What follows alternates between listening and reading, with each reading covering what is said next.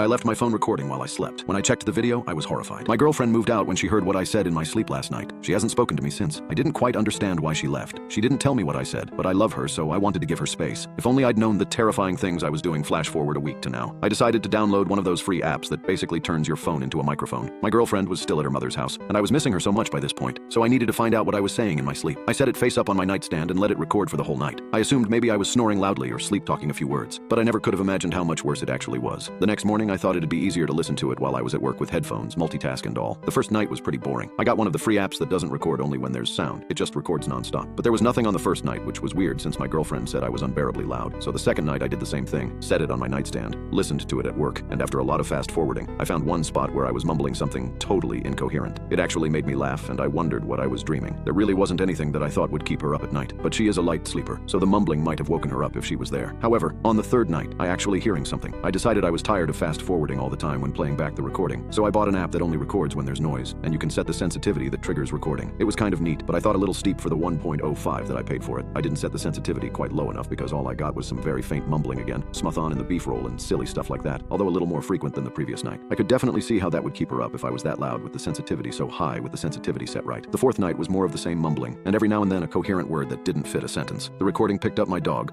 Lilith, moving around and breathing. At one point it made me chuckle that she's such a mouth breather, but again it was one more thing to keep my girlfriend awake. I texted her after that night to see how she was doing and let her know I was recording myself at night so I could better understand why she has a hard time sleeping around me. Hey sweetie, how have you been? How's your mom? I asked her. Hey Rylan, I've been good. She is good too. I texted again saying, I just wanted to let you know I've been recording myself at night so I know why you haven't been able to sleep. But a whole 5 minutes went by with no response. She was replying instantly before, so I texted again. I know that probably sounds creepy. I just wanted to show I'm trying to do something about it. I never got a reply to any of my last few messages. I figured I weirded her out with the night recordings, but wasn't going to overthink it. I set my phone up for the fifth night, but forgot to listen to it while I was getting ready in the morning. I was already in the car on my way to work when I thought of it, so I just waited till I was at work. I was sitting at my desk, by my desk with a headphone in one ear. There was a pretty long recording compared to the other nights. I bet my dumb dog was breathing right next to the phone all night. Right away, guess what I heard? Big old breathes from none other than Lilith. I had to laugh. Here, I thought I was talking in my sleep, and it was just my dog snoring that was keeping my girlfriend awake. In the middle of the recording, I got a text from her. Sorry, my phone died and wouldn't charge yesterday. It isn't you that keeps me up, it's the other voices. What does that mean? The recording was still playing in the background. Erlen, what was I saying? Ryle. It kind of sounded like I was saying my name. I don't know. Rylan was, but what was she talking about? Other voices. The recording continued. Rylan. The voice was deep. It was sharp. It was not me. I ripped the earbud out and I quickly stopped the recording. My eyes immediately teared. I stared at my phone for a solid 30 minutes. I texted her back. I just heard it. Oh God, she said. I knew I wasn't crazy. No, I definitely heard it too, I said. I couldn't listen to the rest. I don't know what I'm going to do tonight, but sleep is not it. I looked at my phone with the recording app and the fifth night's recording selected. I couldn't listen to the rest. I don't know what I'm going to do tonight, but sleep is not it. I looked at my phone with the recording app and the fifth night's recording selected. All of a sudden I was hit with a chilling realization. The dog,